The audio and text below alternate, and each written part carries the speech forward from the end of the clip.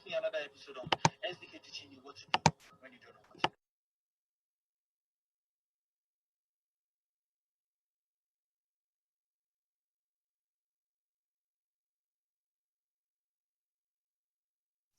Hola, buen día, buen martes para todos, buen comienzo.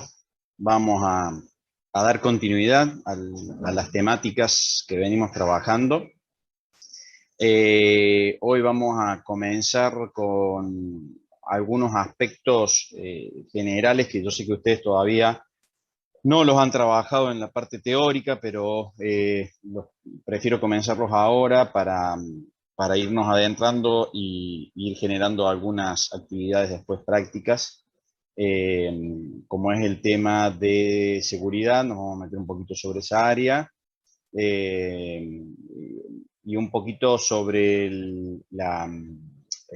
cómo podríamos desde algunos recursos en las redes, bueno, poder resolver algunos posibles problemas que podamos tener de acuerdo a algunos ataques o frenar los demás. Así que vamos a hacer algunas cositas. Hoy les voy a estar mostrando y la idea es que posterior podamos empezar a incorporar algunas actividades. También por una cuestión de que tengan ya la parte visual práctica para que vean cómo es que funciona la implementación y que vean también un poco el concepto para la aplicabilidad en el trabajo práctico integrador. Entonces ya van a poder ir también resolviendo las últimas entregas, que es la que va a requerir parte de este conocimiento. Entonces, prefiero arrancarlo ahora y no dejarlo para finales, porque eso por ahí se complejiza un poco más y bueno, el problema es los tiempos que les demandan, que después se les empieza a complicar porque tienen parciales, porque, bueno, un montón de otras cosas. ¿Sí? Entonces, para no dejar todo para el último, vamos a arrancar ahora con algunas de estas cosas. ¿Sí? Ahí voy a compartir. Bien. Bueno, a ver, un poquito con respecto a cuando hablamos de la seguridad en la red. Cuando hablamos de la seguridad en la red, hay que tener en cuenta que uno no tiene que pensar en un dispositivo solamente de hardware, sino que tiene que pensar en toda la pila de TCP/IP, todo visto desde el modelo de referencia del OSI, hay que tenerlo en cuenta en todas las capas. Aquí también hay una parte que por ahí no se presenta, ya hay una capa que es la capa 8, ¿sí? La famosa capa 8 que somos nosotros, donde somos uno de los principales problemas de las redes, ¿no? O sea, porque justamente a través nuestro es que suelen lograr acceder a los datos, que es fundamentalmente lo que estamos resguardando, ¿no? Pueden ser datos, pueden ser dispositivos, pueden ser muchas cosas, ¿no? Pero en sí el objetivo de alguna forma es poder resguardar con la mayor seguridad y con el menor riesgo posible todos los recursos de una red informática. En este caso, también por ahí yo los voy a plantear algunas otras cositas que escapan a la red, porque ustedes han visto, por ejemplo, algunos conceptos en sistemas operativos, seguramente algo visto en comunicaciones, bueno, ahora ven algo en redes, pero no hay que dejar de lado también de que la red está en algún contexto. Al estar en algún contexto, ese contexto también requiere de seguridad, porque de nada me sirve toda la seguridad que yo le puedo dar a nivel de lo lógico cuando no le doy seguridad física. Que puedo poner todas las trabas, todos los firewall, todos las autenticaciones complejas con lo que se les ocurra, biométrica o lo que sea, y me encuentro con que alguien pudo entrar y se lleva el servidor completo, se lleva el dispositivo de comunicación completo, ¿no? O sea, físicamente. Entonces, hay que tener en cuenta que no solo están la seguridad desde el punto de vista lógico, sino desde lo externo. Pero eso es más de una visión como ingeniero en sistemas, ¿sí? No desde el área de la seguridad en la red. La seguridad en la red solamente vemos la red informática, ¿sí? Pero la idea también es plantearles un poquito esa visión un poquito más macro, teniendo en cuenta de que ustedes ya casi son ingenieros en sistemas, porque les falta poco, es la realidad, nos falta tanto, y tienen que tener, digamos, también esos, al menos ese breve conocimiento, no voy a decir que sean unos expertos en esto, pero sí tener algo del conocimiento con respecto a que cuando van a hacer un sistema de información que va a tener el soporte de una red, al menos que tengan en cuenta algunos aspectos y sepan por lo menos conversar con la persona que esté en el área de seguridad, ¿sí? O que impongan ustedes en el área de seguridad, porque es muy probable que sean ustedes los que terminen siendo líderes de los proyectos. Bien, en este caso, el modelo OSI es el modelo fundamental para entender, digamos, en cada capa, digamos, y cómo vamos, de alguna forma, dónde vamos a estar colocando algunas de nuestras cuestiones de seguridad. Cuando hablamos de la red, y como la red fluye en todo, prácticamente estamos hablando de tener seguridad en todas las capas, ¿sí? Sin embargo, muchas veces asociamos a la red con los dispositivos de comunicación solamente, y si nos vamos a los equipos de comunicación, hay algunos equipos que permiten, por ejemplo, solamente hacer configuraciones de tipo seguridad, de tipo firewall o el tipo listas de control de acceso en las capas de transporte y en la capa de red, y en las otras a lo mejor no.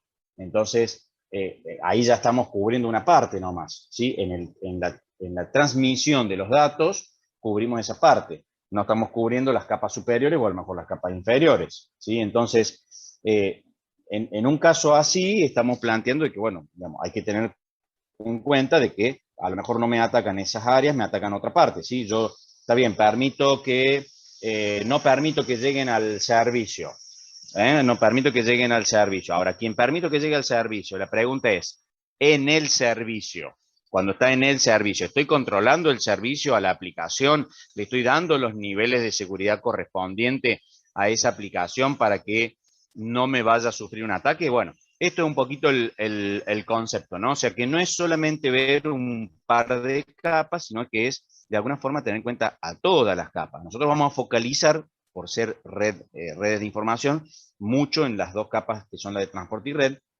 pero hay que tener una mirada un poco más macro, ¿sí? Hoy la idea es plantear un poquito cómo le vamos a dar seguridad saliendo hacia Internet. Hasta el momento hemos estado trabajando principalmente todo en las redes privadas y hemos estado haciendo todas prácticas en redes privadas. Ahora, cuando yo quiero salir hacia la red de Internet, necesito algo que me permita llegar hacia las conexiones de Internet. Entonces ahí entran en juego, por ejemplo, un router que me permita llegar a la red de Internet y ese router estar conectado a Internet, que normalmente va a estar usando esta solución que es NAT, que es la solución que me permite utilizar una IP pública para toda la organización. Entonces, yo voy a poder llegar a Internet a través de esa dirección, ¿sí? Temas que van a ir viendo con Cecilia a medida que avance el tiempo, pero bueno, yo me adelanto un poquito a eso, ustedes ya van a tener un poquito la conceptualidad desde la aplicabilidad, o sea, acá vamos a ver más la aplicabilidad, más que el concepto en sí, ¿sí? El concepto lo verán bien con Cecilia y lo van a reforzar muchísimo, pero bueno, acá vamos a ver un poquito más la aplicabilidad. Entonces, la idea es, de alguna forma, cuando tenemos una conexión hacia la red de Internet, es garantizar los pilares de la seguridad, ¿sí? Los pilares de la seguridad, ¿alguien se acuerda? Eran tres, pero cuando hablamos de seguridad informática son cuatro. Cuando hablamos de seguridad en general, son tres los pilares. Cuando hablamos de seguridad informática, se suma un cuarto pilar, ¿sí? ¿Alguien se acuerda cuáles son? Sí, ¿Lo vieron? integridad, Bien. disponibilidad, confidencialidad y irrefutabilidad, ¿puede ser el último? Y refutabilidad, a ver, hay otro. Ese también es un aspecto, ¿sí? Pero Pasa que en área, profe, lo vimos y son esos cuatro. lo Capaz vieron que, así, bueno, sí. lo vieron, está bien, pero en ARE es administración de recursos. Es muy probable que lo hayan visto en un nivel más genérico. La refutabilidad es justamente que el dato no sea, que el dato, digamos, yo no pueda refutar de que me llegó, o que el dato no pueda refutar de que no lo mandé, digamos, o sea, digamos, que el otro pueda siempre lograr saber que quien lo envió no puede decir que no lo envió, bueno, sería eso. En ARE, ese sí es un aspecto que te hace falta. Pero acá es el mismo que hemos visto en sistemas operativos. En sistemas operativos vimos 4, que eran los principales. Vos dijiste 3, muy bien, y ahí Lucía marca el cuarto, exactamente, la autenticación. El que dijiste de refutabilidad no te digo que no, también es parte. Es más, cuando ustedes vean el teórico con Cecilia van a ver unos cuantos más, ¿sí? Porque no es solamente esto que estamos hablando, hay más aspectos a tener en cuenta, pero todo depende del ámbito en el que estén, ¿sí? O sea, normalmente en lo general siempre hace falta los 3 principales pilares, que son los que permiten que se mantenga en funcionamiento la red o los equipos o los accesos y demás, que son la disponibilidad, la integridad y la confidencialidad. Muy bien. La autenticidad la necesitamos en las redes y en los sistemas operativos porque necesitamos identificar a quién va a acceder, ¿sí? Para que no sea cualquiera que está accediendo a la red informática, ¿sí? Entonces, lo necesitamos. ¿Por qué? Porque justamente es la manera de conocer, porque es algo totalmente virtualizado, ¿sí? Entonces, normalmente requerimos, ¿sí? Requerimos de ese aspecto de la seguridad también. Bien, entonces, en la conexión, ¿qué es lo que vamos a estar garantizando? La disponibilidad la tengo que tener, porque si no tengo disponibilidad, no hay conexión. Sería así, o no tengo directamente comunicación entre emisor y receptor. Pero si tengo la comunicación entre emisor y receptor, requiero la confidencialidad y la integridad. A ver, coméntenme de qué manera puedo yo asegurar la confidencialidad y la integridad en una conexión. A ver, de lo que ustedes conozcan, lo que hayan escuchado, lo que han estado usando y que por ahí se den cuenta de qué estamos hablando cuando estamos planteando esto. A ver, confidencialidad puede ser a través de cifrado. A ver, Benjamín tira una pregunta. Mi idea es que entre todos vayan respondiendo. A ver, vamos haciendo otro tipo de debate. A ver qué vamos opinando, ¿sí? Dice que la autenticación puede ser a través del cifrado. ¿Estamos de acuerdo o no estamos de acuerdo con lo que plantea Benjamín? Bien, Leandro me pone que sí. Bien, perfecto, perfecto. Bueno, entonces, Felipe, ¿quieres ¿Se decir me algo? escucha? Ahora sí te escucho. ¿No sería la confidencialidad que es a través del cifrado? La Y confidencialidad. la autenticidad, por ejemplo, a través de una clave pública y privada, eh, Claro, cosas de este estilo. claro, por eso, pero está bien. La autenticidad la vas a hacer con normalmente las credenciales que se llaman. Es lo más común que se utiliza. La credencial es justamente algo que permita identificar y, por ejemplo, el usuario y la clave podría ser algo.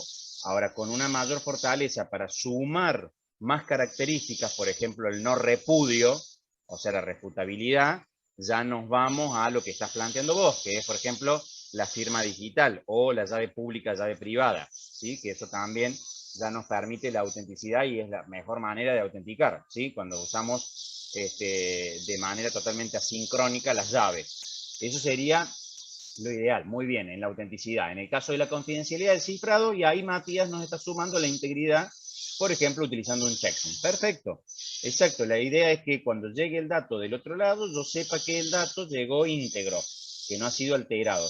El checksum es lo que nos ayuda en las redes justamente a hacer esto, ¿sí? Entonces, ahí tenemos una buena solución a lo que podemos ir planteando, ¿sí? El sistema de autenticación y control de acceso a los servicios, esto se hace a todo tipo de red, ya sea interna, sea externa, cualquier tipo que sea, porque requerimos justamente que las redes, de alguna forma, solamente permiten el acceso al recurso de quien corresponde. Sería así, ¿no? Solamente al que corresponde. Bien, a ver, alguien más pone. Gonzalo, ¿podría ser también algún hash para la integridad? A ver, ¿qué le contestamos a Gonzalo? Yo intento, en este voy a intentar de no contestar mucho para ver también el nivel de conocimiento que hay acá. ¿Sí? A ver, el hash, ¿nos podrá servir para la integridad o no? ¿Qué les parece? Sí, bien, perfecto. ¿Qué es un hash? A ver. Profe, un hash no sería algo muy similar a un checksum. Es una función que se ejecuta sobre un pedazo de datos que da siempre el mismo valor.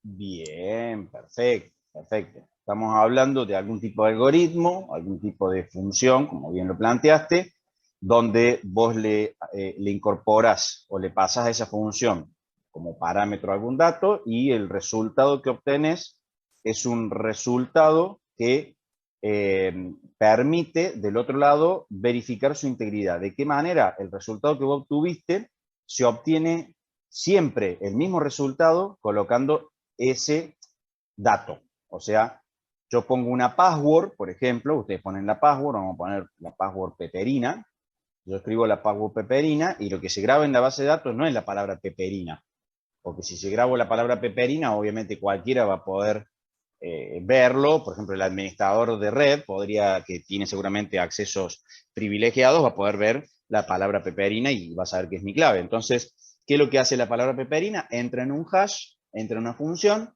esa función hace que de esa palabra peperina salga una cadena de caracteres y se guarda esa cadena de caracteres. ¿Qué particularidad tiene normalmente una función de hash? Esto creo que lo vieron en... Que no se puede volver atrás. Puede ser Bien, que perfecto. cambiando un poquito tenés totalmente distinta el hash. Entonces vos es fácil Bien, darte cuenta también. que Exacto. Bien, las dos características. Muy bien. Una es que no es inversible. O sea, no tiene una función inversa, algo que vieron en matemática discreta, ¿sí? No tiene la función inversa. ¿Por qué? Porque de algún modo esto no es biyectivo, ¿sí? Entonces, no hay posibilidad de la vuelta atrás.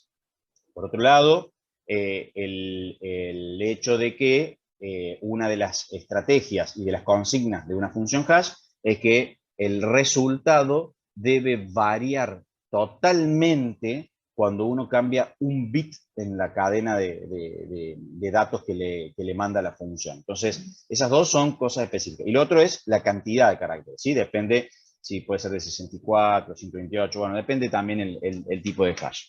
Entonces, al no ser inversible, por más que yo tenga el hash, no puedo volver para atrás, no puedo aplicar una función para volver para atrás. ¿Alguien sabe qué se utiliza si yo me encuentro con que me entré a un servidor y me encontré una base donde están todos los hashes de las claves y me la robo? ¿Está bien? Me la robo. Ahora quiero saber todas las claves que hay ahí. ¿Alguien sabe qué técnicas se utilizan normalmente para intentar descifrar esas claves? fuerza bruta, profe. Bien, perfecto, muy bien. La fuerza bruta es justamente una de las, es la principal. Después en realidad hay fuerza bruta y hay variantes en la fuerza bruta, ¿sí? Por diccionario, por base de arcoíris, por métodos aleatorios. Bueno, hay un montón de métodos por fuerza bruta. ¿Cuál es la idea? La idea es, yo empiezo a agarrar a esa función hash, porque conozco con qué función hash hizo, porque teniendo el hash yo puedo saber con qué función se hizo, y lo que hago es, bueno, dejo el hash guardado en una variable, y agarro y genero una aplicación que agarra esta función y le voy pasando datos, ¿sí? Le voy pasando posibles claves. Entonces, ¿qué es lo que hago? Obtengo un hash y lo comparo, lo macheo con el que yo me pude hacer. Entonces voy comparando y a medida que voy comparando, cuando encuentro uno que es igual, ya sé cuál es la clave. ¿Por qué? Porque justamente es la única manera de poder conseguir ese valor resultante. Y acá está el secreto de por qué tienen que utilizar claves complejas. Porque, ¿de dónde voy a sacar yo las claves para ir probando? Y lo voy a sacar de haber hecho, por ejemplo, un escaneo, un reconocimiento de la persona a la que estoy atacando, o de a la organización, información personal, porque la gente muchas veces termina utilizando eso, termina utilizando ¿qué cosas? Datos personales por una cuestión de poder acordarse. Y ahí está justamente el inconveniente. Por eso la ventaja de generar una clave que sea con dificultad, ¿sí? La clave con dificultad tiene que tener de todo, tiene que tener caracteres, minúsculas, mayúsculas, números, y en lo posible, en el área de seguridad se habla de que mínimo deberías tener 14 y lo recomendable son 20 caracteres, ¿sí? Eso es lo que recomiendan por ahí en el área de seguridad como una fortaleza. Van a encontrarse con un montón de sistemas que, obviamente, que si le pones 20 caracteres, vamos de vuelta, comparando la seguridad con la comodidad, y estamos como que la balanza está desequilibrada ahí, porque tener 20 caracteres por cada clave con las 20.000 claves que tenemos y que tengan que ser todas distintas, y es muy complejo el recordarlo. Por eso también existen aplicaciones para guardar las claves. O sea, todo esto voy llevando, fíjense, empezamos hablando de la conexión a internet y cómo nos vamos derivando por un montón de otras cosas que están asociadas por el contexto, ¿sí? Entonces, yo voy a necesitar autenticarme en algún momento. Pero la autenticación tiene que ver también que en algún momento me pone una clave. Y bueno, y parte de lo que ustedes tienen que recomendar a sus clientes, a sus organizaciones o a sus allegados, es siempre que la clave sea complicada, ¿sí? Complicada para los otros y en lo posible fácil de recordar.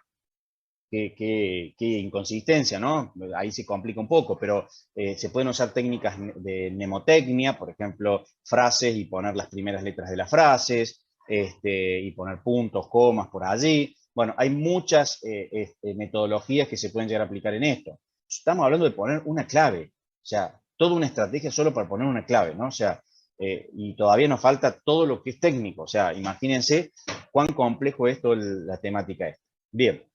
El control de supervisión de los servicios públicos por parte de empleados, o sea, acá estamos viendo de que yo en una organización no puedo dejar a la libertad del empleado o de quien trabaja en mi organización de que haga lo que quiera. Yo tengo que tener un control, ¿sí? Y una monitorización, tengo que saber qué es lo que hace, ¿no?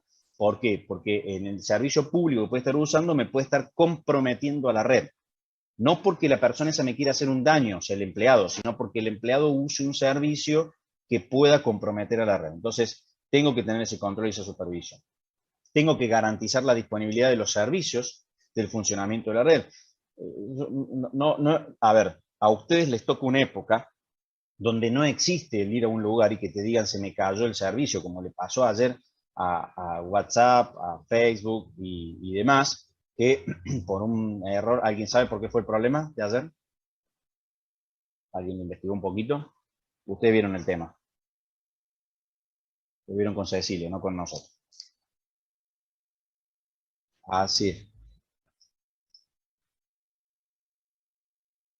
No es que administre Facebook el BGP, sino que hubo un cambio con respecto a la información de los DNS, y como ellos son un sistema autónomo, y ustedes saben que en el BGP se comunica un sistema autónomo, eso hizo de que hasta que se propagara, se tarda 8 horas, estamos hablando a nivel mundial, ¿sí? Entonces hay que propagar todo esos cambios a nivel de todo el mundo, y por eso una baja de este tipo. O sea, ahí hubo algún error, en realidad no les estaba funcionando esa publicación, no estaba publicando el sistema autónomo de ellos, y quedaron fuera, es como que quedaron desconectados de la red. Eso es lo que les pasó.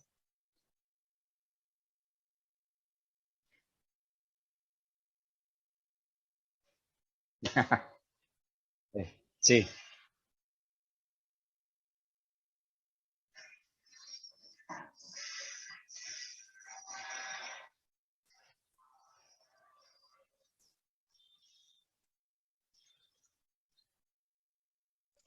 Sí.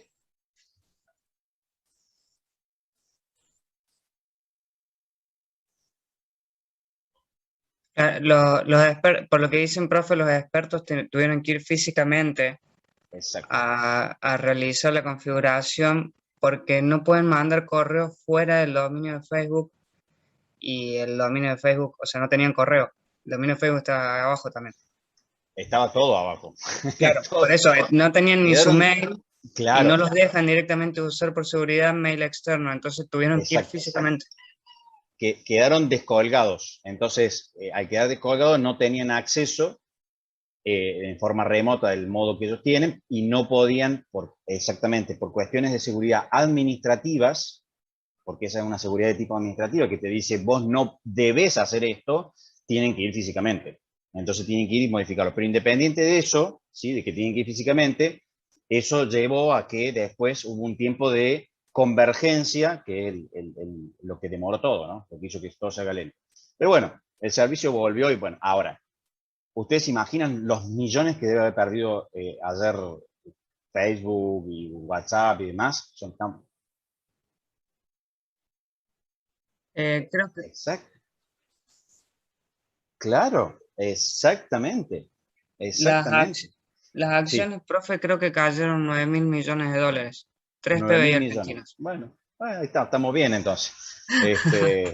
Bien, bien. Bueno, capaz que si nos donaran algo de eso andaremos un poco mejor. Sí, Y la si no, verdad se que hicieron ricos. sí, seguramente alguien siempre sale ganando, ¿eh? O sea, acá pierden ellos, pero bueno, algunos otros habrán ganado, ¿sí? El tema en sí es, fíjense, ¿no? Garantizar la disponibilidad de los servicios, cómo algo como esto puede afectar. Entonces, por eso les decía, hoy en día el público que tenemos, la sociedad que tenemos, no acepta el que vos vayas y te digan que el servicio está caído. O sea, ¿cómo va a estar caído? No puede estar caído, ¿sí? No, es como que no se acepta esa situación. Entonces, tengo que asegurar la disponibilidad. Y asegurar la disponibilidad es costo.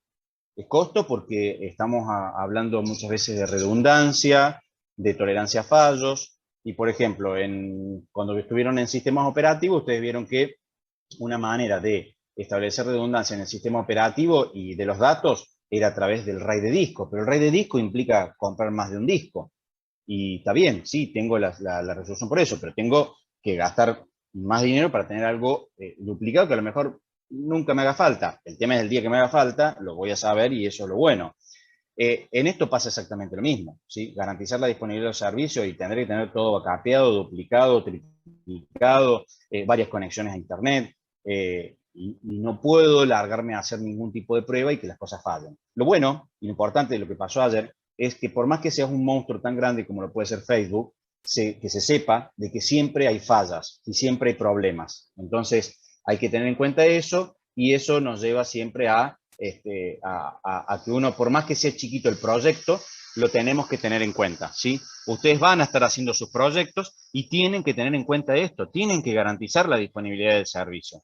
No pueden largarlo a que se le caiga internet y nadie se entere. No, si se te cayó internet, y bueno, a ver, si el servicio es vital, y tendríamos que tener dos enlaces de internet de dos proveedores distintos, cosa que si se te cae uno, vaya por el otro. Hay cosas que son irreparables y no solucionables, porque a lo mejor no tenés en el sector donde estás, en la población, no tenés dos proveedores de internet. Y bueno, no te queda otra, chao. Digamos, o sea, lamentablemente recae siempre en el monopolio de quien está y que nunca le falle, ¿no? Pero bueno, ese es un punto importante, ¿no? Garantizar la disponibilidad de los servicios hoy en día es algo requerido por la sociedad. Controlar los accesos a los equipos de la propia organización, con esto estamos haciendo referencia no solo al acceso lógico, sino al acceso físico. Yo no puedo permitir que cualquiera entre donde hay un switch y que me pueda enchufar un cable de red en el switch, o que me pueda entrar a donde está un servidor y que me presione el botón de encendido y apagado para ver para qué sirve ese botón. O sea, cosas como esas no pueden suceder, y son cosas que suceden, ¿sí?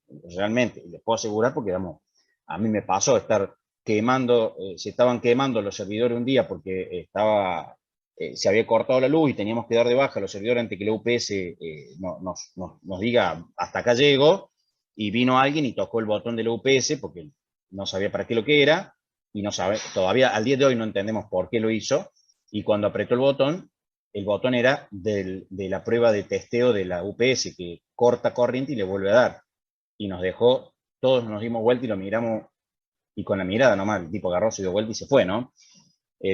Bueno, ni voy a contar porque hasta es alguien conocido, ¿no? Pero bueno, lamentablemente cosas que por ahí pueden suceder. Evitar intentos de intrusión que exploten en los ordenadores y de networking. Bueno, ese punto ya requiere mucho del trabajo de conocimiento de la red, de conocimiento del tipo de usuario que tengo, de los niveles de seguridad que voy agregando, y después de un permanente control de la seguridad. Por ejemplo, ustedes hoy están en un cuarto año, ya próximos al quinto y empezar con proyecto, por ejemplo. Y cuando empiecen con proyecto, bueno, sí, todos van a hacer su proyecto teniendo en cuenta lo que les han enseñado durante toda la carrera. Donde la parte de seguridad normalmente es la última unidad, donde nunca hay tiempo y no se llega a ver correctamente, entonces se la ve a las apuradas. Entonces, ahí, por ejemplo, cuando ustedes desarrollan, algo que ustedes no han visto es todo lo que es desarrollo seguro, pero bueno, eso es algo también un poco más no más nuevo, pero bueno, digamos, no estaba incorporado tampoco en ningún lado. En los planes nuevos, no les va a tocar a ustedes, está previsto las materias y demás con respecto a las temáticas de seguridad también. Por eso, plantearles que cuando vayan a hacer un desarrollo, es sumamente importante, ustedes como ingenieros en sistemas, que propongan en ese desarrollo colocar un software que permita en forma automatizada detectar vulnerabilidades. ¿Por qué la detección de vulnerabilidades? Porque de algún modo, con esa herramienta que ustedes pueden hacer poniendo para detectar vulnerabilidades, tienen un aliado que les va controlando su código para ver si están haciendo, en la jerga, echando un moco, digamos, a nivel no funcional, sino a nivel de seguridad, ¿sí? Porque no es lo mismo las pruebas a nivel de funcionalidad que a nivel de seguridad. Una cosa es ser analista tester y otra cosa es ser pentester, por ejemplo, ¿no? O sea, ustedes de alguna forma hacen siempre análisis de sus propios sistemas, pero no lo hacen desde el nivel de seguridad, lo hacen desde el nivel de la funcionalidad, ¿sí? Que es justamente algo que por ahí cuesta hacerles entender a nuestros desarrolladores, a nuestros analistas, a nuestros ingenieros, ¿no? Incorporar estos aspectos. Bueno, para evitar los intentos de intrusión, yo tengo que también hacer pruebas de intrusión, no me queda otra, ¿sí? Tengo que probar, digamos, en algunos casos y hacerlo. Por eso es que muchas veces o tenemos un equipo interno dentro de la empresa que se dedica a esto, o se terceriza. Hoy en día se terceriza mucho esta área, porque todavía no está la concientización en las organizaciones de incorporar personal especializado en el área de seguridad. Seguridad en redes, seguridad en sistemas, en desarrollo. O sea, no está esa concepción de que en el equipo tengo que tener eso. Pero en el ciclo de vida del desarrollo del sistema, la seguridad empieza desde el momento cero, ¿sí? Donde estamos relevando, armando la licitación y demás, hasta que llegamos a la capacitación. Todo eso, ¿sí? Desarrollo, diseño, arquitectura, todo, ahí siempre tiene que estar la lista de quien está en el área de seguridad. Bueno, eso de a poquito vamos concientizando para que de alguna forma se vaya entendiendo que eso tiene que estar. Y más hoy en esta época de pandemia explotó más, ¿no? O sea, ahora hace falta mucho más, ¿sí? Y eso justamente se necesita. El equipo que tenemos en el laboratorio de seguridad, de los cuales acá hay varios, digamos, integrantes, en ese equipo, digamos, ese equipo explotó. Ese equipo, cuando empezamos con la pandemia, de ser 5, 6, pasamos a ser hoy casi 20 y pico, ¿sí? Porque cada vez hace falta más y porque cada vez tenemos más necesidad justamente en esa área y porque el mercado cada vez lo está pidiendo más. Esa es otra realidad, ¿sí? Se pide ya cada vez más gente en esa área. Así como en todos los proyectos ya se logró familiarizar el rol del analista tester, que antes lo hacía el mismo desarrollador, ¿sí? A eso, y hoy ya no, hoy ya sí o sí tiene que haber un tester. Bueno, de a poco las organizaciones están tomando conciencia de que tienen que tener una persona en el área de seguridad, ¿sí? Llámese un pentester si es quien hace la parte operativa o no importa, pero alguien en el área de seguridad tiene que estar, ¿sí? Bueno, esa es la parte difícil que nos toca, ¿sí? Concientizar a las organizaciones en eso y concientizarlos a ustedes para que entiendan de que tienen que incorporar esto para poder lograrlo hacia más adelante, ¿no? Bien. ¿Cómo vamos a analizar a la empresa? A la empresa la analizamos desde dos puntos de vista, desde el lado del cliente y del lado de la empresa, ¿sí? Son las dos necesidades que hay como visión que uno lo tiene que ver, ¿no? Como estrategias desde el lado de la defensa, ¿sí? De la defensa. Para defenderse tiene que haber atacantes, y muchas veces, ¿qué pasa? Yo no puedo esperar al atacante. Yo tengo que ir permanentemente simulando ser un atacante, ¿sí? Así como simulo la funcionalidad probando a través de casos de uso, ¿sí? Yo pruebo con casos de uso y el caso de uso me permite saber los distintos caminitos que puedo tener sobre el camino sobre alguna funcionalidad, y después lo que hago justamente es, el analista tester hace todas las casuísticas para poder probar, ya sea las que tienen que fallar, las que no y demás. Bien, ¿Cómo se llaman las de seguridad? Casos de uso se llaman en la funcionalidad, y en la de seguridad, ¿cómo se llaman? ¿Alguien las conoce? No es UML esto, pero está dentro de las metodologías también. No les han... Ah, bien. ¿No lo vieron eso? Me sonaba que en diseño lo veían. Que nunca les comentaron. Ah, bueno. Listo. Bueno, sí. Sí, Gastón. Es el caso de abuso. Caso de abuso, así como tenés caso de uso, tenés el caso de abuso. ¿Sí? El caso de abuso, ¿qué es lo que es? Es lo mismo que haces con el caso de uso, pero con un perfil distinto. O sea, cuando vos probás una funcionalidad, ¿qué es lo que vas a probar? Vas a agarrar, te vas a poner en un campo y vas a probar, por ejemplo, poner un documento, un DNI, y vas a poner letra, y vos sabés que si pones letra, el mensaje te tiene que decir, usted debe poner caracteres numéricos, qué sé yo, el mensaje que tendrá que decir según el caso que usted hace. En un caso de abuso, ¿qué es lo que vas a poner? Vas a poner que vas a aplicar una técnica de SQL injection y vas a agregar, no sé, un 1 ampersand 1, y que el resultado que se espera es nada, supuestamente, ¿sí? O si es en realidad como caso de abuso vas a poner que lo que esperas es, qué sé yo, a lo mejor ver toda la base de datos.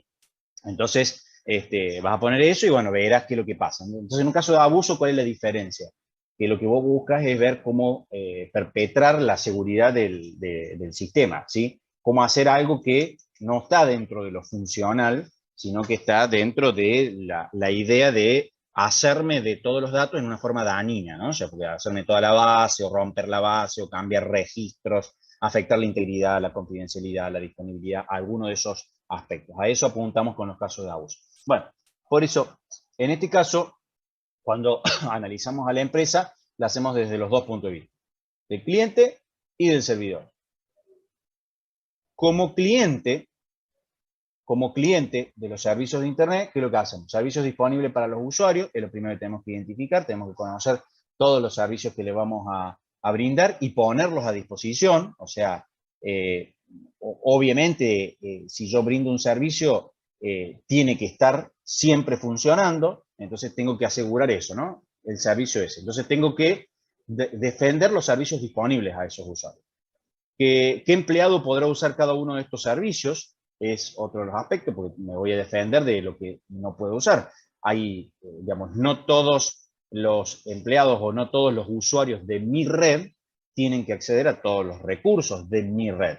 Entonces tendré que conocer ello para poder hacer algún tipo de control. Para eso, por ejemplo, para el control de los permisos en los servicios de los usuarios, se usan varias cosas.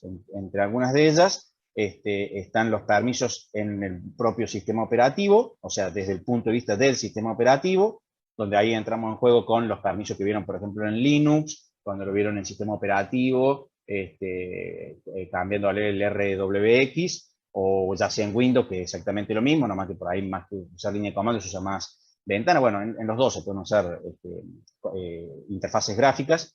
Y después también tenemos otras formas de controlar el acceso a los servicios, como puede ser a través de firewalls que permitan identificar ya no a lo mejor al usuario, sino al equipo que usa el usuario, a la IP que usa el usuario. Entonces lo controlo desde ese lado al empleado, ¿no? ¿Qué le permito, a qué servicio le permito acceder o a qué servicio no le permito acceder? Ahí se hace mucho uso muchas veces de un firewall, ¿no? ¿Cómo se va a restringir y controlar ese acceso a estos servicios? Obviamente, de qué manera, con qué técnica y en qué medida se va a registrar la actividad, porque fíjense, no es solo el decir no lo dejo pasar, sino es también hacer una bitácora de lo que hace uso, ¿sí? Y esa bitácora me va a permitir el control, porque yo, pues, de alguna manera, yo tengo que poderlo después gestionar, saber qué es lo que hizo esa persona, a dónde accedió ese usuario, ese empleado, digamos, cuántas veces accede, en qué horario accede. Toda esa información es información de trazabilidad que me permite el día de mañana, ante un incidente, saber de dónde vino el problema, cómo es que se dio, y poder luego defenderme y resolverlo. Entonces, acá no solamente hay que encontrar el problema, ¿sí? Una vez que lo tengo el incidente, sino que también algo que es importante, y por ahí nos pasa como ingenieros que no lo llevamos a cabo, es la de dejar un registro de lo aprendido. O sea, así como en un lenguaje de programación, cuando uno pone una variable, debería dejar algún comentario del significado de esa variable, independiente que haya un manual de usuario, para que el desarrollador, cuando vea el código, pueda ir más fluido en el análisis o en la modificación o el update que tenga que hacer de esa aplicación. Que bueno, que normalmente no lo hacemos. ¿Cuántos de ustedes cuando han desarrollado se han puesto a poner comentarios? No lo hacen porque consideran que pierden tiempo. Sin embargo, esa pérdida de tiempo que ustedes consideran es el tiempo ganado cuando realmente las papas queman, que es cuando el sistema está funcionando y cuando empieza a tener fallas, porque todos sus sistemas van a tener fallas, ya se los digo, no hay ningún sistema que no lo tenga.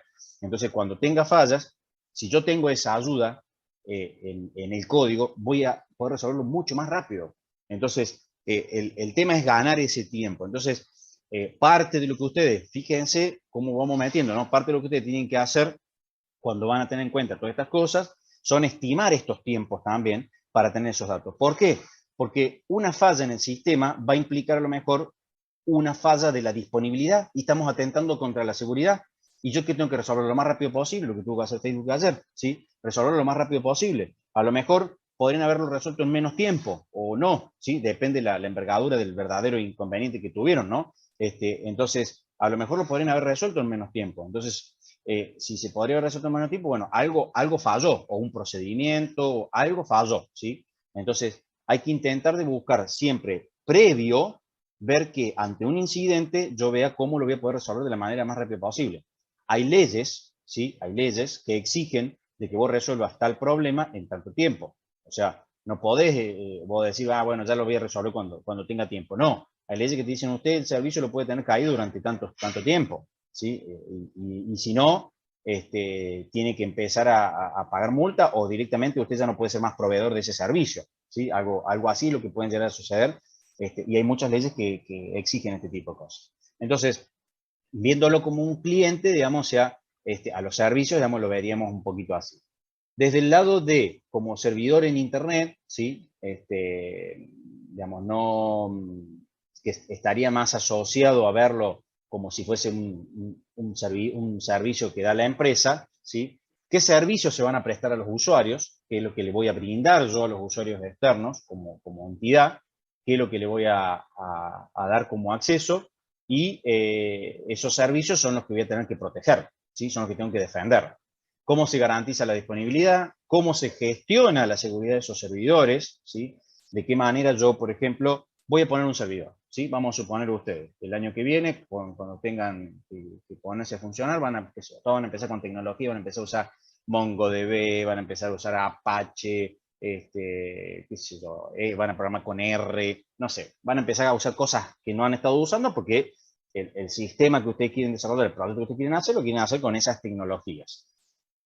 ¿Qué pasa? Genial, pero después hay que gestionarla esas tecnologías. ¿Qué significa? Sí, yo voy a usar, no sé, voy a usar, por ejemplo, Apache. Bárbaro. Bueno, ¿cómo vas a controlar si sale una actualización de Apache y controlar de que la actualización que hagas no te impacte de manera negativa en lo que tenés en producción? Ah, no, pero yo lo que tengo es lo siguiente. No voy a poner algo en producción directamente porque por cuestiones de seguridad no me conviene. Entonces, ¿qué hacemos? Hacemos un esquema de todo lo que sea aplicaciones integradas, ¿no? Todo el desarrollo integrado. Entonces, no, vamos a poner el testing, después vamos a poner preproducción y después vamos a poner producción. Bueno, perfecto. Ese entorno, ¿sí? Eso es lo ideal. Ahora, eso ideal, ¿tu empresa lo tiene? ¿Lo acepta? ¿En qué momento pasás de preproducción a producción? ¿Cuando te quedó funcionando o cuando vino un analista de seguridad y puso a hacer las pruebas pertinentes, donde vos decís, bueno, para pasar de preproducción a producción, yo te exijo que tengas todos estos niveles de seguridad y va a haber alguien que los va a controlar? Bueno, bárbaro, entonces yo los controlo, los paso, entonces pasa a producción. O sea, fíjense que no es tan sencillo el decir voy a poner un servidor a funcionar. Tiene que haber una gestión, ¿sí?, de la seguridad de esos servidores. Bueno, ¿cómo se integran esos servicios con la red interna? Porque por ahí los mismos usuarios de la empresa tienen que poder acceder, o sea, ya no estamos hablando de lo externo, sino también cómo el personaje que está afuera, el usuario externo, cuando acceda, voy a permitir que acceda a la red interna o la voy a tener separada a la red interna. Y los servicios internos van a estar en un sector donde los externos pueden llegar o los voy a tener de alguna forma separados atrás de un firewall o controlándolo. Bueno, todo esto es parte del análisis que tengo que hacer en la defensa. ¿Cómo vamos a registrar y supervisar la utilización de esos servicios para evitar ataques? Fíjense, ¿cómo voy a registrar y supervisar? No estamos hablando de algo más bien preventivo, o sea, quiero ver lo que se hace, monitorizarlo y descubrir la posibilidad de que pueda llegar un ataque para ver cómo me voy a defender, ¿sí? Y qué puedo hacer para evitarlo ese ataque, ¿no? Entonces, por ejemplo, ahí en el laboratorio, ahí Leo y los operadores de red, lo que tienen es un ArcWatch. El ArcWatch es una herramienta, un servicio que está corriendo en la red, que cuando ustedes enchufan una máquina en el laboratorio o se conectan al inalámbrico, nos llega un mail y un mensaje informando de que tal equipo, ¿sí?, con tal MAC y ahora con tal IP, se acaba de conectar a la red y que no es una de las máquinas nuestras. ¿Está bien? Entonces, uno puede detectar de esa manera y, bueno, ahí que es algo preventivo. ¿Por qué? Porque de alguna forma se conectó, ¿sí? Se conectó y yo lo llegué a ver es porque yo permito que se conecte. Pero yo ahí también puedo hacer un monitoreo de qué es lo que va a hacer esa máquina o puedo llegar a controlar a esa máquina de alguna otra manera. O sea, yo puedo hacer muchas cosas también y podría automatizarlas, ya utilizando algo que se llaman IPS e IDS, ¿sí? Que es justamente sistemas de detección de intrusos o de protección, ¿sí?, ante ellos, donde lo que van a hacer es, en algunos casos detectan y me informan, como en el caso de ArcWatch estaría haciendo eso, estaría detectando e informándome, pero en otros casos puedo hacer que accione.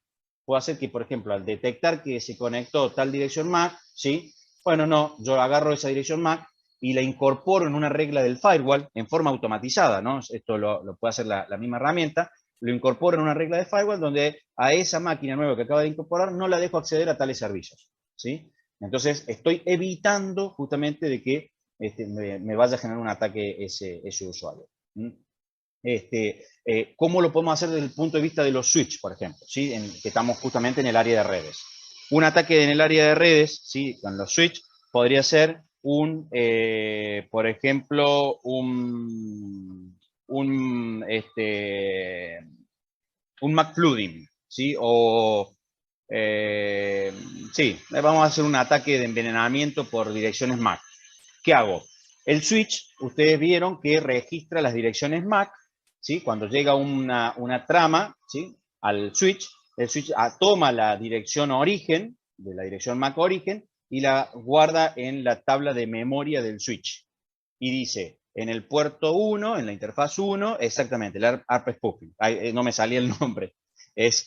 Flooding es la inundación, ¿sí? Es justamente lo que termina haciendo. El nombre correcto de la técnica es ARP spoofing. Gracias, Leo. Entonces, cuando uno tira justamente al switch, el switch lo que hace es registrar eso. Ahora, ¿qué es lo que se hace con un ARP spoofing? Lo que hago yo es la generación de muchas tramas en poco tiempo con direcciones MAC orígenes distintas. Tiro todas tramas que son todas de 64. ¿Por qué? Porque normalmente los switch utilizan una técnica que es leer los primeros 64 bytes, y si lee los primeros 64 bytes considera que la trama es correcta, entonces la recibe, hace la registración en la memoria como corresponde, y después hace el reenvío a alguna de o hace el flooding si no conoce a quién enviárselo, y cuando llega a cualquier destino lo terminan tirando a la basura, porque en realidad el software lo que hace es generar una trama para que el switch, porque estoy atacando el switch, no a los servidores, a la estación de trabajo, sino al switch. Entonces, ¿qué pasa con esta técnica? El switch empieza a registrar tantas tramas como les llegan, y estos software pueden tirar miles de tramas por segundo. Entonces, con miles de tramas por segundo, la memoria del switch se colapsa, ¿sí? Y obviamente, ¿qué sucede? Si es un switch chico, un switch no robusto, por ejemplo, ustedes en su casa tienen sus modem que tienen un módulo de switch, que tienen 4 puertitos normalmente. Bueno, eso es un módulo de switch. Si ustedes lo atacan con esta técnica, ese aparato se les va a clavar. Se les va a clavar, lo van a tener que apagar y prender de vuelta porque desborda la pila, desborda la memoria directamente. En un switch robusto esto no pasa. Lo que sucede es que se consume y la performance del switch disminuye, pero disminuye mucho y la red se pone lenta. ¿Por qué? Porque la tabla se llena de todas esas MAC orígenes inservibles, y cuando llega un cliente real, ¿sí? El cliente real, ¿qué pasa? Tiene que hacer flooding porque no tiene ninguna de las MAC reales para poder llegar. Entonces, se pierde mucho tiempo, ¿sí? Y cada trama que llega pasa lo mismo, porque en tantas tramas por segundo sucede que se va eliminando la basura. Bueno, todo esto puede suceder. Bien, ¿cómo evito esto? ¿Sí? ¿Cómo evito esto? Y eso es un ataque posible. En cualquier switch es un ataque posible. Es muy fácil. ¿Cómo lo puedo evitar? Puedo agarrar y decir, bueno, en tal switch, ¿sí? Donde yo sé que en ese switch tengo, no sé, 1000 usuarios o 500 usuarios, ¿sí? Sí, Bruno. Levantaste la mano. Perdón, profe. Sí, fue sin querer. Ah, bien, bien, bien, perfecto.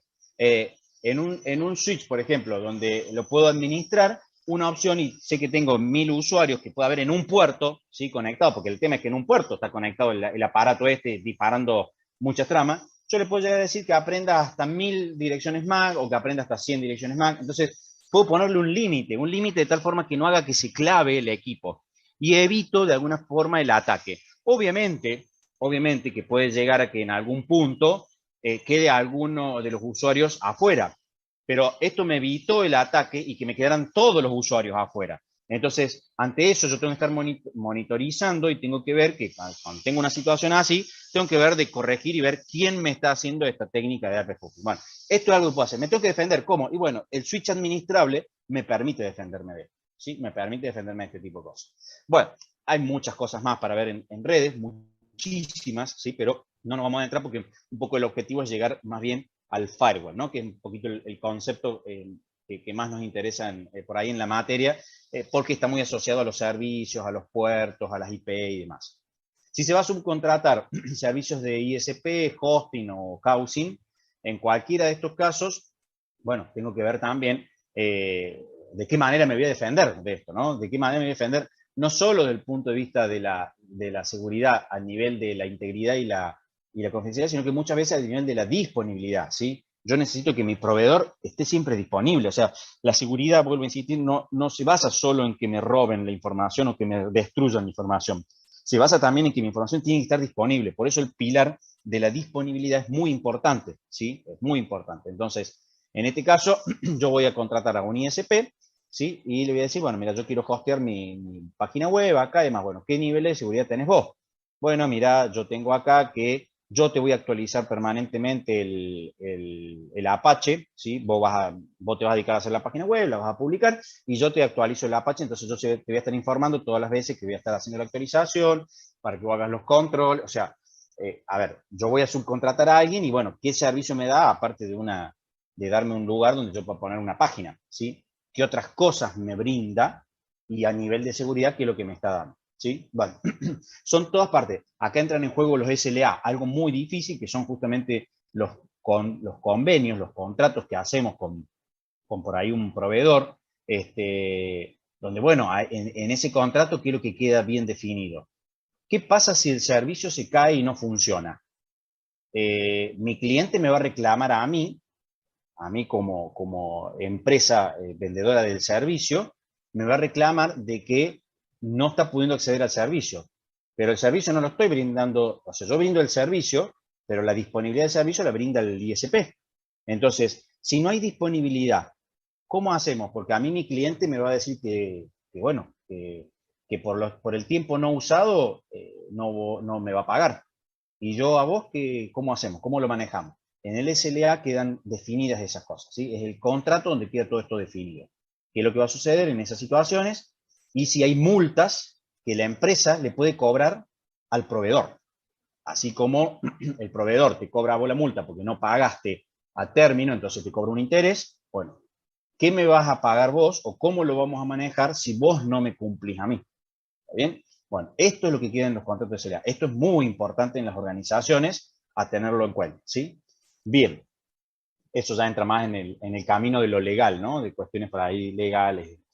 En la red interna no nos podemos quedar cortos. Hemos estado hablando de hacia afuera y hacia adentro, pero en la red interna, ¿qué es lo que vamos a tener? Y bueno, división de la red local en redes virtuales, con VLAN, ¿sí? Eso ya lo hemos estado viendo, separamos eso y eso resuelve muchos problemas. Utilizar en la red entradas RP estáticas, es lo que les decía recién, para evitar el RP spoofing o el McFlooding. Utilización de los cortafuegos internos, ¿sí? Esto es firewall, internamente. O sea, para evitar que un usuario interno pueda acceder a un servicio que yo no quiero que acceda, ¿sí? Entonces, necesito un firewall interno. No conectar equipos que hayan trabajado fuera de la red. Esto es lo más complejo, yo diría. Es bastante complejo, porque esto requiere mucha gestión y tiene que haber mucho control, ¿no? Estamos hablando de mucho control. ¿Por qué? Porque un equipo que viene de afuera, cuando lo conectan, ustedes no conocen ese equipo que tiene, que no tiene, que está corriendo, que no está corriendo, y cuando se conectó a la red, si yo le doy permiso a los recursos de red, lo que tenga infectado esa máquina se puede propagar por mi red. Entonces, puede ser un riesgo muy alto esta situación. Entonces, ante una cosa así, tiene que haber políticas que indiquen cómo vas a trabajar con esos dispositivos que no son de la empresa. O sea, le tenés que indicar cómo vas a hacer. Y en esto le vas a tener que indicar, no vas a poder agarrar la máquina del usuario y ponerte a hacer lo que quieras. Vas a tener que solicitar el permiso del usuario, indicarle a lo mejor, mira, necesito instalar tal aplicación, vení, o instalarla vos, necesitas instalar tal cosa, ¿sí? Tal antivirus, tenés que habilitar tal cosa. Bueno, y ahí es una cuestión también contractual, ¿no? O sea, ¿qué es lo que le voy a hacer yo en la máquina o no? Pero después no puedo agarrar y pedirle a la máquina para controlarle su máquina. Tengo que ver cómo controlo que la máquina tenga esas cosas. Entonces, existen herramientas, por ejemplo, que disparan contra la computadora que estás enchufando antes de ponerla en la red y hacen todo un mapeo para verificar, por ejemplo, que tengas las actualizaciones de Windows que corresponden, que tenga, bueno, que pueda tener todo lo más seguro posible en cuestiones de que tenga el antivirus activado, que tenga las actualizaciones, los últimos parches del sistema operativo, los últimos parches de algunas aplicaciones. Bueno, hay herramientas para que puedan controlar eso. De acuerdo a eso, te da un esquema y te dice, esta máquina está apta o no para conectarse en la red. ¿Sí? Esa podría ser una opción, ¿no? Podría ser una opción. La mejor opción es que nadie conecte su máquina en la red. Esa sería la mejor opción. ¿Está? Hay empresas que no te permiten, que controlan los bolsos y demás, y no te permiten entrar con una notebook, por ejemplo, a la organización. ¿Sí? Y los dispositivos inalámbricos que acceden, como los celulares, se les permite conectarse a una red que es de invitados, pero no a la red empresarial, ¿sí? Porque si no, estaríamos corriendo también riesgo ahí. Entonces, fíjense cuán complejo es todo lo que estamos viendo, ¿no? Bueno, y ahí llegamos al punto, ¿no? Si hay alguna pregunta, me van avisando. ¿Qué son los firewalls? Y los firewalls, el concepto en realidad es buscar una barrera que haya entre lo que es la red interna segura, la intranet, ¿sí? Donde yo tengo toda una red que segura porque, bueno, se supone que estoy aplicando políticas de seguridad internamente, ¿sí? Donde la posibilidad de que adentro tenga, el hecho de que yo tenga un ataque interno sería muy crítico, ¿no? Porque un ataque interno implica que es alguien que tiene algún nivel de acceso a la red. Porque obviamente si es un empleado, al menos un usuario tiene, ¿sí? Entonces, sería muy crítica un ataque interno. Por eso, yo tengo que ver a todos los empleados como enemigos, ¿sí? De la red. No puedo ver a nadie como amigo de la red. Son todos enemigos en esto. Entonces, a todos tengo que filtrarlos, a todos tengo que ponerle un parate, digamos, en esto, ¿sí? Entonces, ese es un punto. Y normalmente esto que se hace, como esa red interna es más segura y la red de internet no es segura porque no la manejo yo, ¿sí? No la maneja el administrador, no sabemos cómo está del otro lado, entonces normalmente se pone ahí una barrera, ¿sí? Una barrera entre esa red tuya y la red externa. Esa es una. En realidad, acá hay un montón de otros esquemas donde yo puedo tener un par de dispositivos de estos que sean internos, ¿no? Que sean una barrera interna, otra que sea una barrera externa. Puedo tener dos barreras externas, ¿sí? O una barrera externa, entro a un sector estanco donde te permito hacer lo que sea, pero después tenés otra barrera más, ¿sí? O sea, tenés dos barreras, por ejemplo, ¿no? Entonces, se pueden hacer controles de muchas maneras con esto. La barrera puede ser tan impermeable hasta porosa. O sea, ¿qué significa esto? Puedo no dejar pasar nada como dejar pasar algo. O, no, o dejar pasar todo, ¿sí? Generalmente, ¿qué es? Si es algo poroso, o sea, dejo pasar lo que yo quiero, ¿sí? O en realidad lo que la organización requiere, ¿sí? Lo que el cliente requiere es lo que dejo pasar, y nada más que eso. O sea, esto es, normalmente lo vamos a configurar en un router o en un firewall, ¿sí?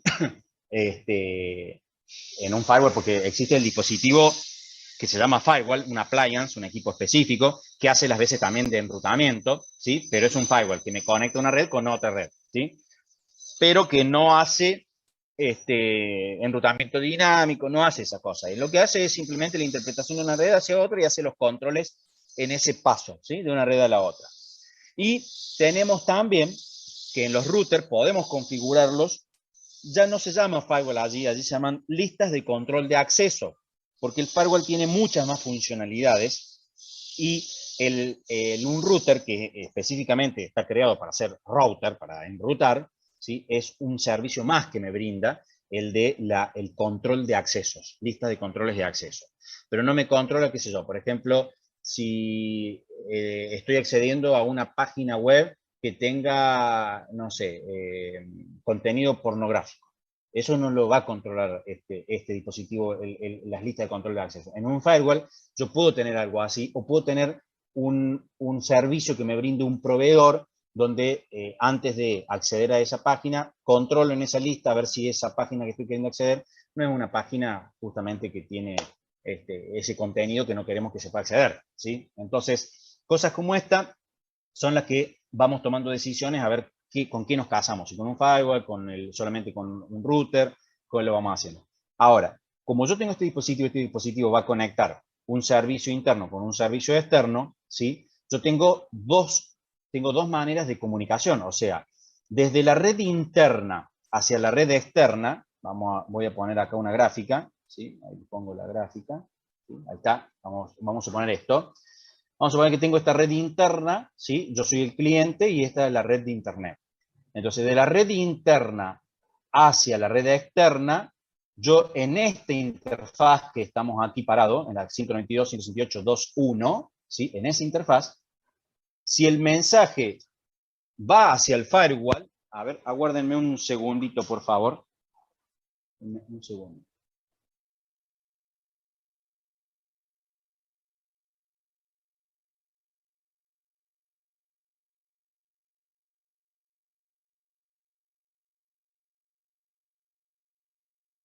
Leo, para variar un segundito, Sí. ¿le querés explicar lo entrante y saliente? Bueno, Un segundito sobre dale. esta imagen. Ahí yo bajo y vuelvo. Denme un segundo, por favor. Bien. Bueno, cuando uno configura un firewall, no es solo lo que pasa, los paquetes pasan por ahí. Uno tiene que analizar si los paquetes son entrantes, por qué interfaz, porque pueden entrar por la interfaz que sea de la parte LAN, es decir, esa que tiene la dirección IP que nos dejó Fabián, 192.168.2.1, ¿sí? Puede ser que el paquete entre por la LAN o que el paquete venga desde Internet, ¿sí? Pero no solo se analiza la interfaz por la que entra, sino también hacia dónde se dirigen los paquetes. Esto puede dirigirse al mismo firewall, es decir, en este caso, entiendo yo que es el router, tiene la funcionalidad de firewall, es decir, la lista de control de acceso que comentaba Fabián, ¿sí? Entonces, tiene que analizar si el paquete va al firewall o quiere pasar por el firewall, ¿sí? Es decir, a lo mejor el destino de ese paquete no es el firewall, es no sé, un servidor que está en Internet, ¿sí? A lo mejor es una consulta web a una página, entonces quiere pasar por el firewall. Entonces, justamente el firewall tiene que tener reglas, ¿sí? Que tienen un orden, una prioridad que se van a ir leyendo, en donde cada regla le va a decir si tiene permitido o no, o sea, el pase o no de ese paquete. Entonces, la idea es justamente eso, configurar esos equipos para que se permitan o no pasar según las reglas que tengamos. Fabián, ¿estás ahí? O... Bien, bien, perfecto. Sí, Sí. sí, sí, Leo, gracias, gracias. Claro. Discúlpenme, por favor, pero esto por ahí complica. Miren, lo que estaba planteando es lo siguiente, exactamente, acá va a haber reglas, ¿sí? La regla es qué es lo que permito o no permito pasar, ¿sí? Ya vamos a ver un ejemplo enseguida, pero entonces yo acá tengo dos reglas posibles. Se llaman regla entrante y regla saliente. ¿Qué significa? Yo estoy parado en el firewall. Una regla entrante es cuando un mensaje entra al firewall, entonces controlo ese paquete entrante al firewall y hago lo que tenga que hacer, ¿no? Enrutar, eliminarlo, lo que sea. ¿Está bien? Ahora, supongamos que el paquete sale del cliente y va a internet.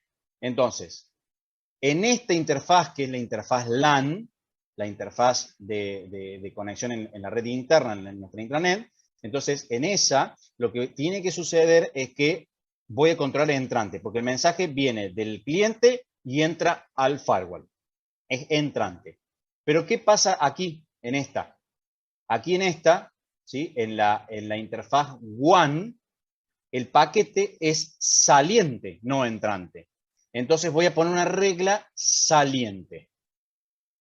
¿Qué significa? Que en cada interfaz tenemos reglas entrantes y salientes.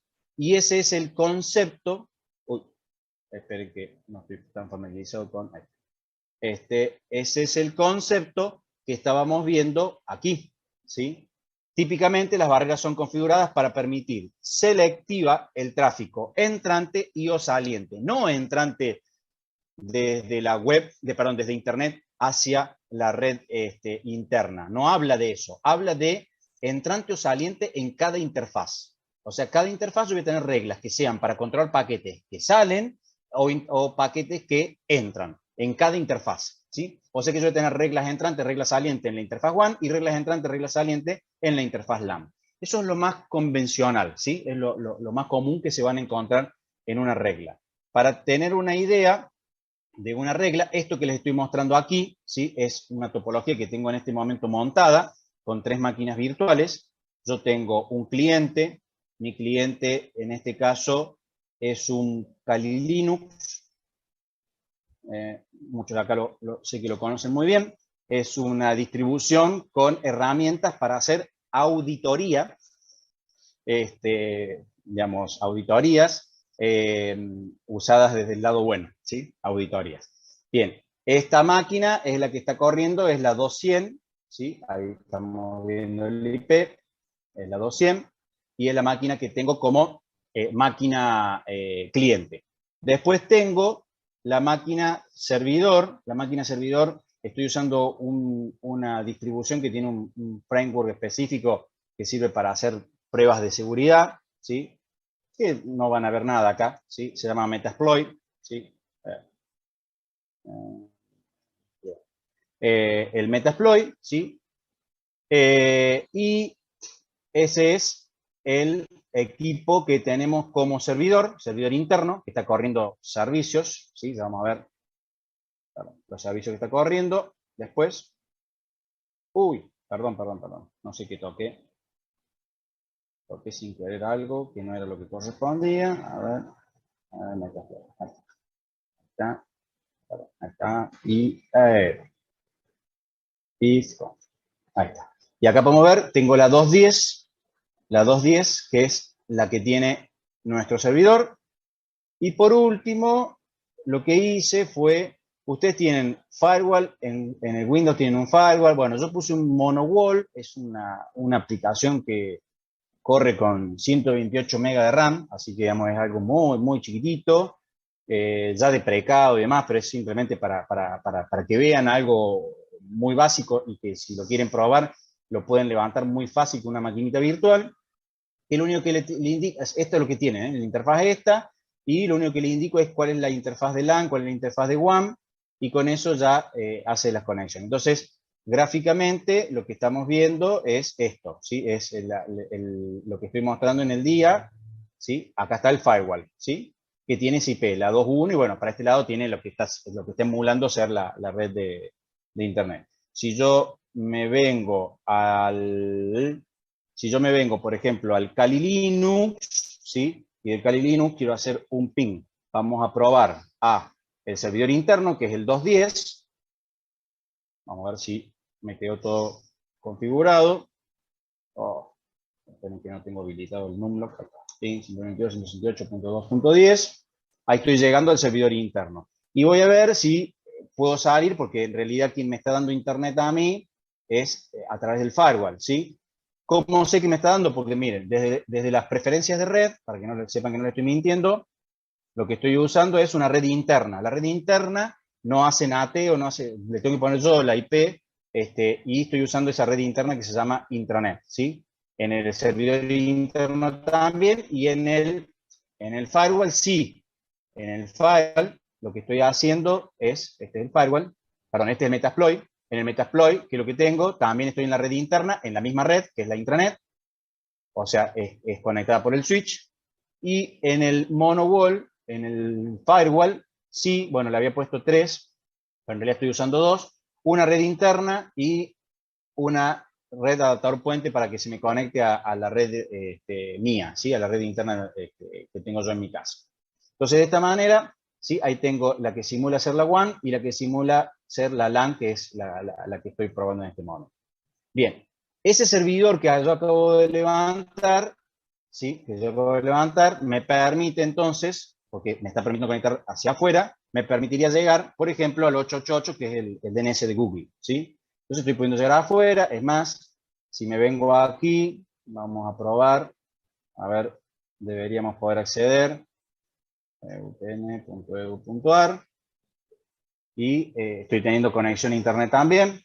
Bueno, no, conexión a internet por lo visto, es que no tengo, probablemente no tengo el DNS funcional. A ver.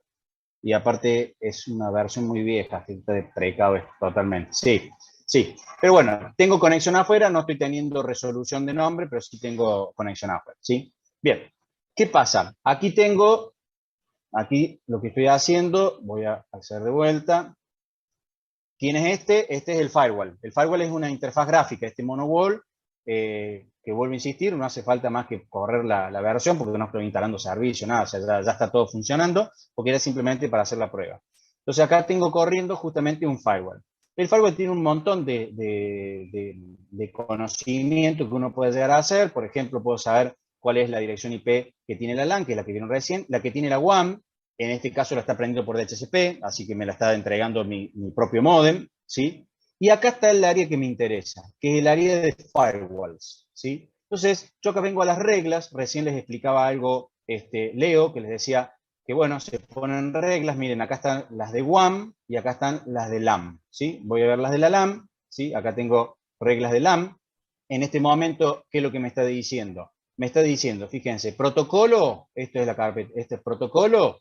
Esto me indica que está funcionando y que permite el paso, ¿sí? Cuando está así que se ve como clarito, es porque está deshabilitada, porque esta regla está deshabilitada, y esa cruz acá me dice que es bloqueado, ¿sí? Esto es bloqueado deshabilitado y esto es bloqueado. Esto es que pasa, es que permite el paso, o sea que el firewall permite que pase o que el firewall no permite que pase, ¿sí? De acuerdo a la regla. O sea, yo pongo una regla y le digo cuál es la acción. La acción es, ¿dejo pasar o no dejo pasar? Entonces, en este caso, fíjense, ¿qué es lo que me dice? Protocolo. ¿Qué protocolo? El asterisco significa cualquier protocolo. TCP, UDP, ICMP, el protocolo que sea, no le importa. Esto, capa 4. ¿Sí? Origen. El origen es o una red definida, donde yo puedo definir una red aquí, o puedo llegar a establecer unos alias de redes, o puedo poner una IP particular, o puedo poner la red en forma manual, poniendo la dirección IP, 192 y lo que sea, ¿no? El puerto del servicio, en este caso es a todos. El destino, que es a qué red permito, ¿sí? El puerto del destino, ¿sí? Y una descripción. Esto dice que por defecto permite de la LAN llegar a cualquier lado. Eso es lo que está diciendo él. Que permite desde la red interna llegar a cualquier lado. Bien, ahora, supongamos que yo en este caso tengo ping hacia la red externa, ¿sí? Si ustedes prueban ping a la 8888, también van a tener ping porque es el DNS de Google, ¿sí? Entonces, yo tengo ping a ese DNS, por lo tanto, estoy pudiendo salir sin ningún problema. Bien, ahora yo quiero bloquear este ping, ¿sí? Vamos a dejarlo funcionando al ping y quiero generar una regla que haga lo siguiente. Yo quiero ahora, según esta gráfica, yo del cliente, ¿sí? Estoy saliendo vía este caminito que viene por acá, hace así y llega a internet. Yo lo que quiero es bloquearlo acá. No quiero que pase, ¿sí? Yo quiero que llegue acá y se frene. Entonces tengo que generar una regla que me permita justamente frenar el tráfico desde el cliente hacia los servidores externos, o sea, hacia cualquier equipo en internet. Entonces, mientras yo dejo haciendo el ping, vamos a crear una regla. ¿Cómo creamos una regla? Por ejemplo, obviamente estoy usando una interfaz, es como cuando ustedes vieron algoritmos de estructura de datos, ¿no? Vieron Python o Java o lo que vieron, pero en realidad el objetivo era aprender algoritmos y estructuras de datos, ¿sí? Alguien tiene algún lenguaje que usar, bueno, acá también, algo tenemos que usar. Vamos a usar este firewall, pero hay un montón, ¿sí? Pero son muy similares, ¿sí? Y cuando cuando vean con Cecilia van a notar muchas cosas también que son lo mismo, nomás que acá lo estamos viendo de un modo más gráfico. Entonces, yo acá vengo, por ejemplo, y me dice agregar una nueva regla. Esto es para agregar una regla. Esto es con respecto a esta regla y esto es con respecto a esta regla. Acá es agregar una regla. Entonces vamos a agregar una regla y acá le indico. Lo primero que le identifico es la acción. Por ahora vamos a ver las dos que nos interesan, que son bloqueo y pasar, ¿sí? Son las dos que me interesan. O bloquear o pasar, ¿sí? El reject tiene que ver con los paquetes de tipo TCP, si va a tener que dar una respuesta o no. Pero en este caso, yo ahora quiero bloquear. No quiero que la red pueda llegar hacia adentro. Entonces, bien. La regla la puedo deshabilitar, no la deshabilito porque la necesito. La interfaz en este momento la voy a aplicar ¿en dónde? ¿En la LAN o en la WAN? La voy a aplicar en la LAN, ¿sí? Según esta gráfica, yo quiero aplicarla acá. Yo quiero que cuando llegue acá, el paquete no pueda ser enrutado ni pueda llegar a ningún lado. Entonces quiero frenarlo en la LAN directamente. Entonces, le indico que sea en la LAN. Luego le indico el protocolo, ¿sí? En este caso, ICMP específicamente, ¿sí? Porque quiero bloquear ICMP. Y vamos acá. Acá le puedo decir el tipo, si quiero especificar sobre alguno específico, o todos los de ICMP, todos los mensajes. El origen, si quiero que sea cualquier origen, ¿sí? O puedo especificar lo que yo quisiera, ¿sí? Una subred, un host particular. Por ejemplo, acá podremos poner que quiero bloquear que el host 192.168.2.100, que es el del cliente, vuelvo a poner acá, veamos que es el del cliente, ¿sí? Entonces yo quiero bloquearlo, ¿sí? En este caso le estoy indicando quién es el origen, el paquete origen. Ustedes miren, pongan en su cabeza el datagrama IP que vieron con Cecilia, y ahí tenemos la IP del origen, ¿sí? Este es el IP de origen. Acá le puedo identificar la máscara en caso que elija una red. En caso que no elija una red, como elegí un single host, no me lo toma porque va a controlar todos los bits iguales, ¿sí? Al 200. No estoy controlando la red, estoy controlando un paquete en particular. Los puertos orígenes, si yo quisiera controlar, por ejemplo, aquí, los puertos orígenes o el rango de puertos, en caso de alguna necesidad, esto va a ser para cuando pongamos, por ejemplo, TCP, ¿sí? Entonces yo puedo controlar los puertos orígenes de TCP y yo le puedo decir, bueno, los que son mayores a 2000 no lo permitas, o el que yo quisiera. El destino, si es a cualquiera, o le puedo decir también un single, una red o lo que yo quisiera. Vamos a suponer que yo le digo también un single y le digo, no quiero que llegue al 888, ¿sí? Y lo mismo acá, ¿no? Le puedo indicar los puertos en el caso de que sea un servicio. Por ejemplo, no le permito hacer Telnet, no le permito hacer FTP, no le permito hacer POP. Entonces ahí tiene que poner el 110 o el 23 o el que corresponda, ¿sí? Si son todos separados y salteados, le tiene que hacer una regla por cada uno. Una regla por cada uno. Bueno, después esto sí permite cuestiones de fragmentación, si voy a permitir que el paquete se fragmente o no. Esto yo lo puedo evitar, justamente. puedo loguear, o sea, esto es monitorizar, ¿sí? lo que pasa con esta regla, cada cosa que suceda, y bueno, algún dato descriptivo que es control cliente DNS Google, ¿sí? Para poner algo. Y lo grabo, ¿no? En este caso, una regla específica. La regla la grabé. Por más que haya grabado la regla, ¿sí? Fíjense, mi Kali sigue tirando los paquetes sin grama, ¿sí? Porque aún, ¿qué falta? Falta la aplicación del cambio. Entonces vamos a aplicar el cambio. Aplicamos el cambio y ¿qué sucede? El paquete sigue saliendo. ¿Por qué sigue saliendo? El paquete sigue saliendo, a ver si alguien se da cuenta por qué sigue saliendo. A ver, miren las reglas y analicen por qué siguen saliendo. El Leo recién les dio el secreto del por qué. ¿Qué me pueden decir? ¿Qué ven de raro ahí?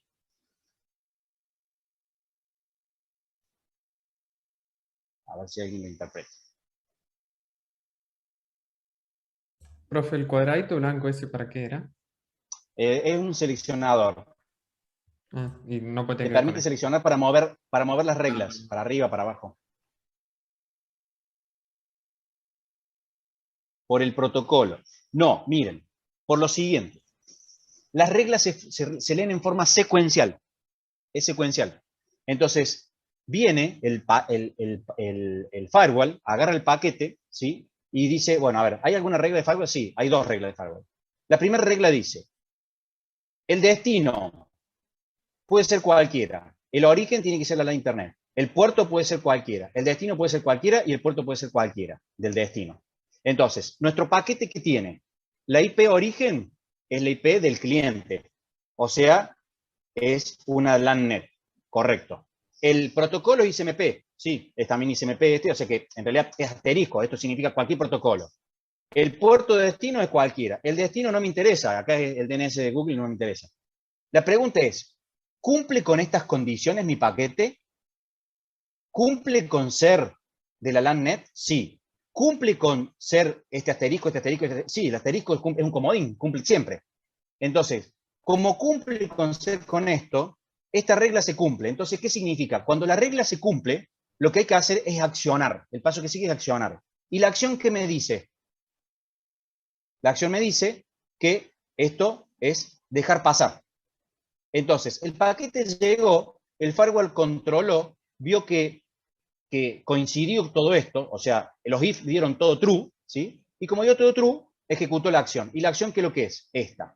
Ahora, si hubiese sucedido que no pertenezca a la LAN net, no hubiese coincidido, entonces, ¿qué dice? Ah, como esta regla no coincide, paso a la siguiente regla, porque no me interesa. El problema acá, ¿cuál es? Que esta regla deja pasar todo.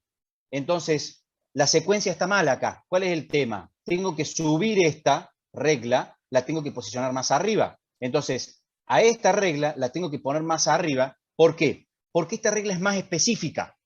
Esta regla es muy general. Esta regla permite que pase todo. Entonces, nunca el paquete llega acá, porque ya se accionó acá. Entonces, yo lo voy a pasar acá arriba, ¿sí? A la regla. Cambiamos la secuencia. Y fíjense ahora.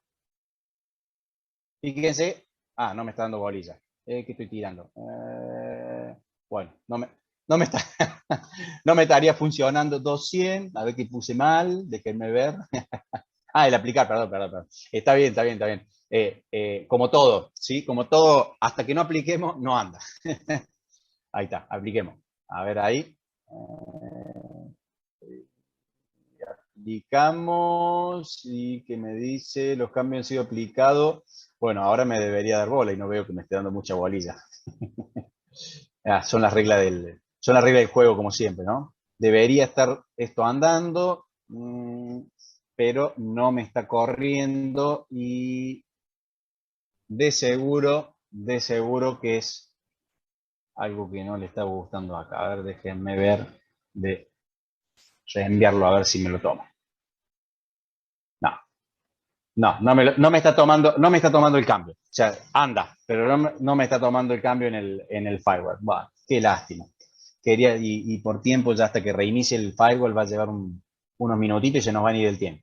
A ver, vamos a controlar la regla por las dudas. Está bloqueando. Dijimos que la interfaz en la LAM, está bien, porque es la LAM es donde estoy controlando. El protocolo entrante es, el protocolo que estamos controlando es un ICMP. El origen es la 200 y el alias, el single es el 888. Está bien, perfecto. Esto está perfecto. Esto no tiene ninguna relación y ahí cambiamos. Y ahí debería andar. No me lo está tomando. A ver, voy a probar a habilitar la otra que yo había hecho en algún momento. Vamos a ver. Vamos a habilitar esta de vuelta. Déjenme acá. A ver ahí. Porque me parece que me puede no estar tomando. No me está tomando. No está tomando el impacto del cambio que le hago. Qué lástima. Bueno, se las debo para la clase que sigue. Fíjate de Créanme que acá se aplicar. frena, ¿sí? Aplica los cambios, Fabián. Sí, a ver, ahí apliqué. Pero no, ¿ves? No me lo está tomando, Leo. Es una versión deprecada, esta del Monobol, es vieja. Me acuerdo que tenía algunas fallitas de este tipo. Yo, como lo estuve probando antes con esta regla, me anduvo bien con la regla y bueno, es muy probable que tenga que reiniciarlo. Una vez que lo reinicie ya seguramente va a andar, pero bueno, son gajes del oficio de estas cosas, de hacerlo en vivo, ¿sí? Bueno, la idea ¿cuál es? Simplemente pongo el concepto y lo cerraremos la semana que viene. La idea es que el paquete llega acá, entonces uno controla, ¿viene el paquete de este origen? Sí. ¿Viene a este destino? Sí, va a este destino. Entonces, ¿qué es lo que tiene que hacer esto? La acción que esto hace es eliminarlo, directamente bloquearlo, no permite que pase. Entonces, nunca llega a esta regla.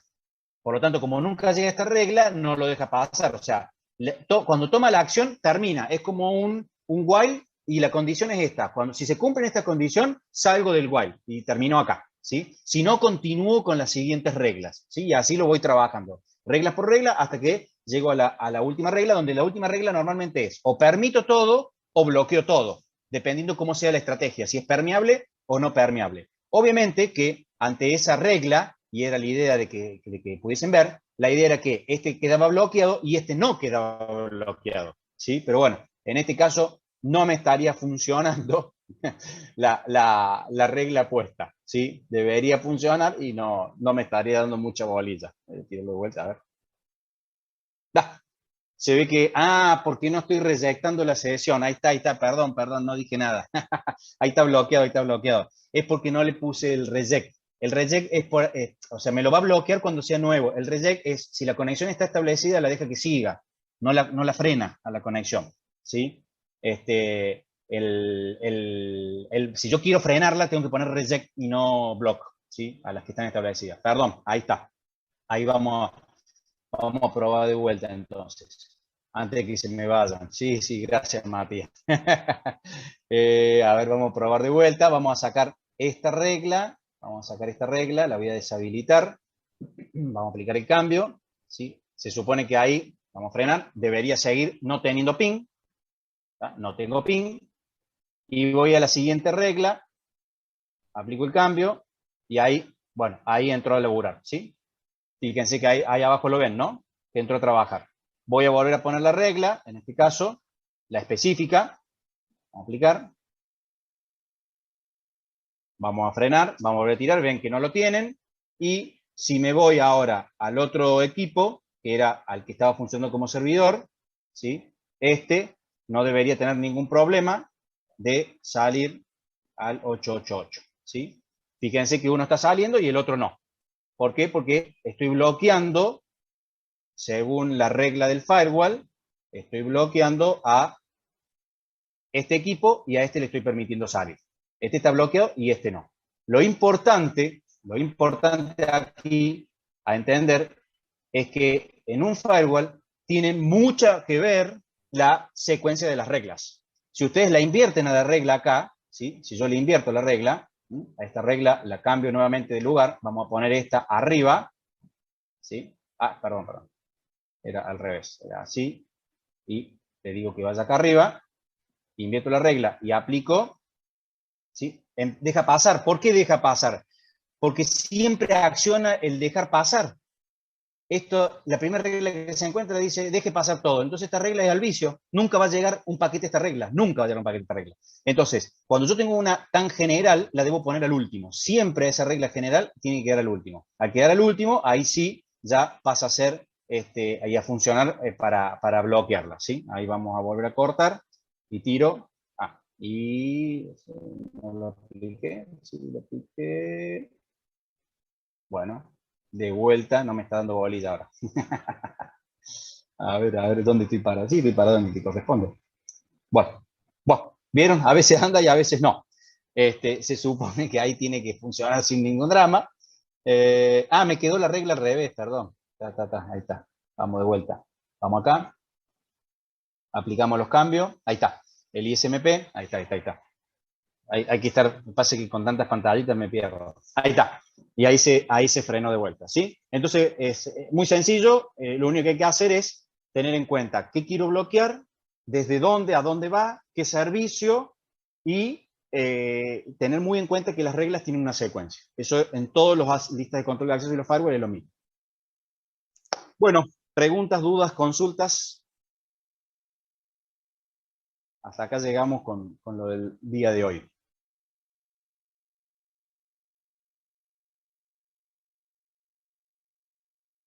Bueno, si no hay dudas, no hay consultas, quedan todos liberados. Muchas gracias.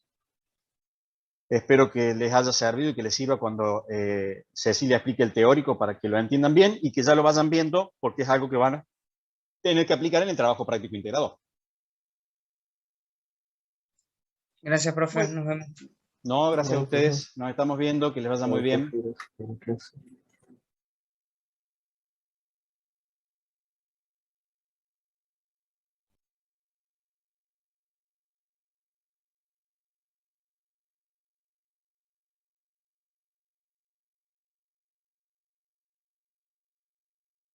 Bueno, Leo, gracias, discúlpame justo de vuelta.